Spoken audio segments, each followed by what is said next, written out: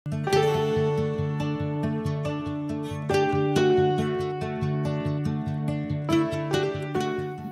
मैं हूँ आपके साथ आमना फारूक और आप देख रहे हैं फास्ट वर्ल्ड।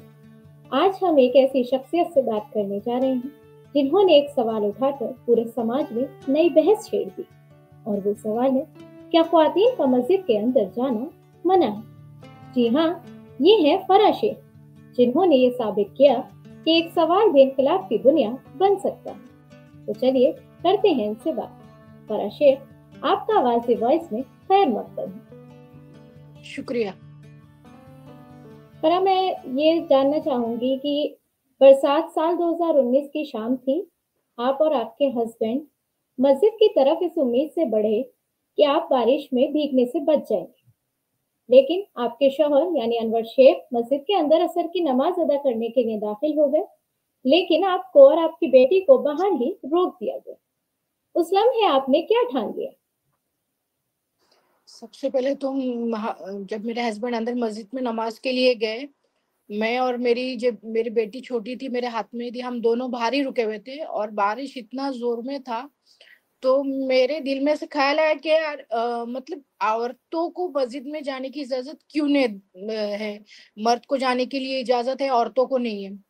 तो मैं दिल में सोचते सोचते मेरे हस्बैंड, हम जब वो नमाज से बाहर आए, हम जा रहे थे रास्ते में, तो मैंने उनको पूछा कि मस्जिद तो अल्लाह का घर है, बिल्कुल। उसमें अल्लाह के घर में किसी के लिए भेदभाव नहीं है, न मर्द के लिए न औरत के लिए। फिर सिर्फ औरतों को नमाज के लिए जाना क्यों मनाया है और मर्द को जाने के लिए क्यों इजाजत दी हुई है? तो हम रास्ते से जा रहे थे, तो मैंने बोली तुम कुछ करो कि नहीं क्या, जिससे औरतें भी मस्जिद में नमाज को जा सके। हम रास्ते से जा रहे थे, तो हम असर का वक्त हो रहा था नमाज का। तो हम रास्ते में एक मस्जिद हमको दिख गई, तो हम उधर रुक गए। तो उधर बाहर छोटा सा बोर्ड लगा हुआ था कि इधर औरतों के लिए नमाज का इंतजाम किया गया है। मैंने मेरे शौहर से पूछा कि अरे इधर एक मस्जिद में इजाजत दे रहे और एक दूसरी मस्जिद में इजाजत नहीं दे रहे। तो मैंने बोली तुम हम कुछ उनको मैंने बोला कि आप कुछ ये कीजिए क्या ना, कि जिससे हर मस्जिद में औरतों को इंतजाम हो सके। तो फिर हमने कुरान में हदीस वगैरह सब देखे, तो उसमें है कि हुजूर सल्लल्लाहु अलैहि वसल्लम ने औरतों को मस्जिद में जाने से मना नहीं किया है। उन्होंने जी। औरतों को इजाजत दी है नमाज के लिए। और अभी ऐसे देखे तो इंडिया और वगैरह मेरे जो बाहर के थे, उधर ही औरतों को नमाज का इजाजत नहीं है। पर अभी हमने फिर सुप्रीम कोर्ट में, हमारे आसपास के मस्जिदों में भी हमने लेटर लिख के दिया कि औरतों को एक अलग से इंतजाम किए मस्जिद में। तो उन्होंने वो हमारा लेटर, हमने 2-3 कंटिन्यू लेटर दिए, पर कुछ उस पे हमको रिप्लाई नहीं आया। फिर हमने सुप्रीम कोर्ट में ये किया कि हम मस्जिद में औरतों को जाने की इजाजत मिले, उसके लिए हम लोगों ने याचिका दायर की। अच्छा अच्छा, तो जब आपने ये मामला उठाया तो आपको किन किन बातों का सामना करना पड़ा? ऐसे बहुत सी हम लोग को ये ना करना पड़े कि औरतों को जाने की इजाजत नहीं है, औरतें मस्जिद में जा नहीं सकती। बहुत से बड़े के ये औरतें कैसे जा सकती है, को मसले, बहुत से मसले होंगे औरतें अगर मस्जिद में नमाज को जाएंगी तो। अभी हम औरतें मॉल में जाते हैं, मूवी देखने के लिए थिएटर में जाते हैं, उधर हमारे साथ कुछ मसले नहीं होते, और हम जब मस्जिद में जाएंगे तो हमारे साथ मसला होगा। तो ये बात तो गलत है ना। जी। और आप एक मुस्लिम फैमिली से हैं, फिर भी आपने बढ़कर ये कदम उठाया। इसमें आपके हस्बैंड अनवर शेख का कितना सपोर्ट है? एक्चुअली सबसे ज्यादा उन्हीं का सपोर्ट है मेरे को, कि उन्होंने मैंने उनको बोलने के ऊपर उन्होंने हर मस्जिद में हमने उन्हें मेरे साथ लेटर वगैरह लिखा, ये किया। और हर मस्जिद में बात भी किया उन्होंने। कुछ और बात करे, उन्होंने बात करने के बाद कुछ ऐसा इतना ये नहीं हो गया, कहने क्या कि तुम मस्जिद में औरतें जा सकते। जब कोर्ट सुप्रीम कोर्ट में जाने के बाद हम सुप्रीम कोर्ट की तरफ से याचिका पीआईएल दाखिल करने के बाद, जो मुस्लिम पर्सन लॉ बोर्ड, उन्होंने भी हल्फनामा दाखिल किया। उसी के बाद फिर मस्जिद में बहुत सी हमारे इधर जो हमने जो मस्जिद है हमारे यहाँ की, उसमें भी औरतों का इंतजाम किया। तो मैं मेरे हस्बैंड उनको मैं बोली, अगर हम और ऐसी बहुत सी मस्जिदें जो जिधर औरतों का इंतजाम नहीं है, अगर उधर औरतों का इंतजाम हो जाएगा तो बहुत बेहतर होगा। जी, बिल्कुल सही कहा आपने। लेकिन ये रास्ता बड़ा मुश्किल रहा होगा। तो क्या कभी कोई ऐसा लम्हा आया, आपने ये सोचा हो कि ये चीज़ छोड़ देनी चाहिए या इसके लिए जद्दोजहद नहीं करनी चाहिए अब?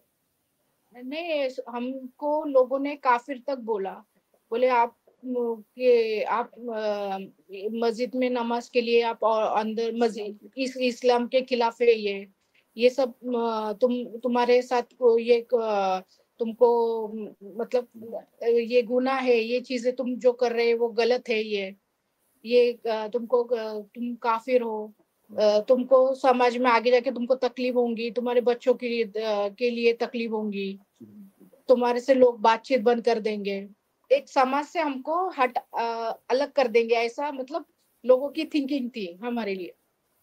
जी, मतलब एक बायकॉट कर देंगे। हाँ।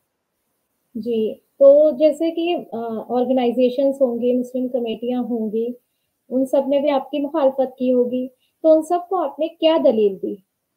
पहले तो हमने कुरान और हदीस के ही उनको दलील दिए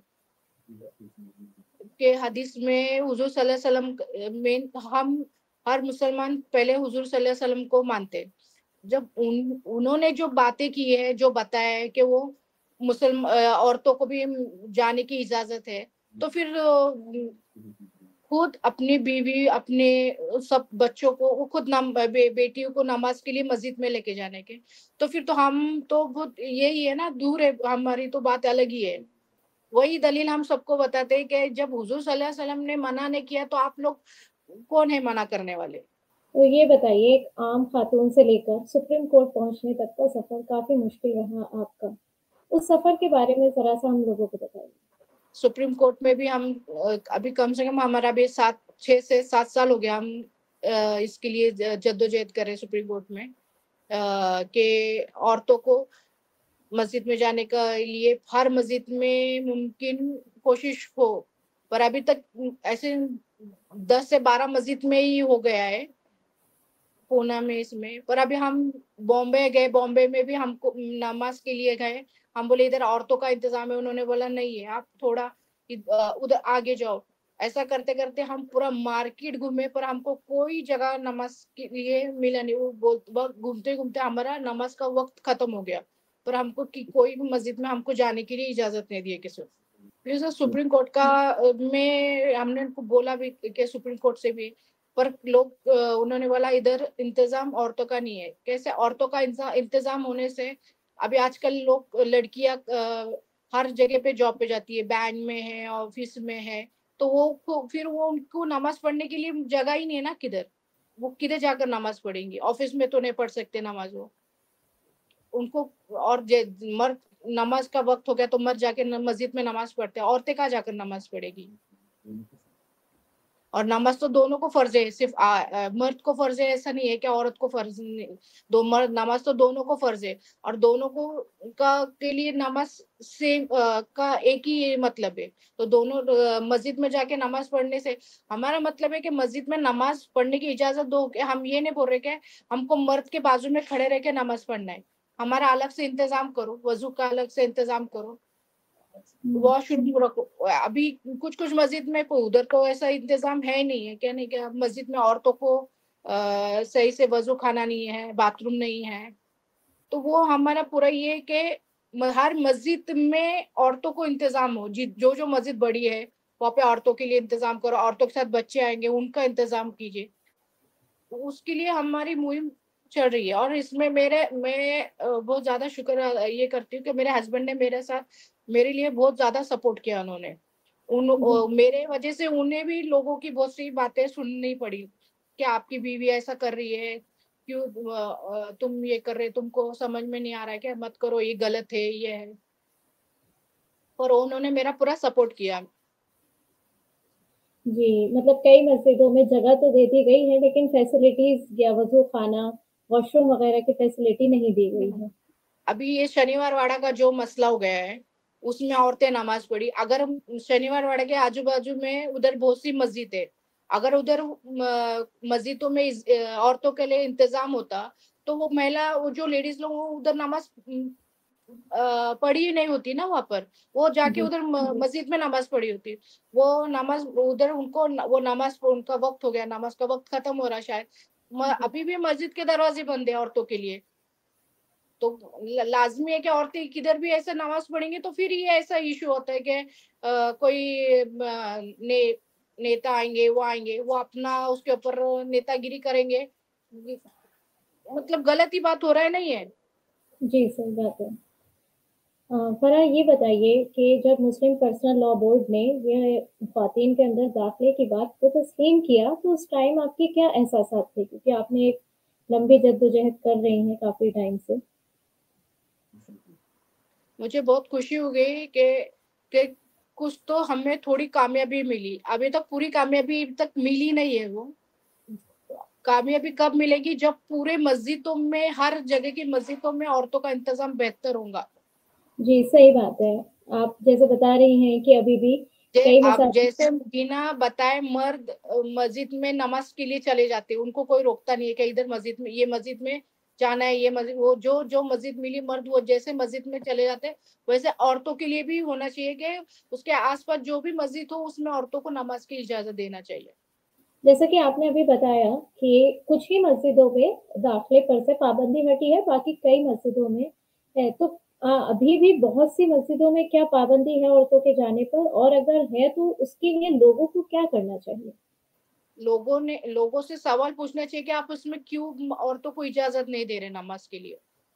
परमिशन मांगना चाहिए उनको, कि इधर औरतों को औरतें नमाज पढ़ेंगी, वो चली जाएगी, वो क्या थोड़ी मस्जिद में दिन भर बैठेंगी?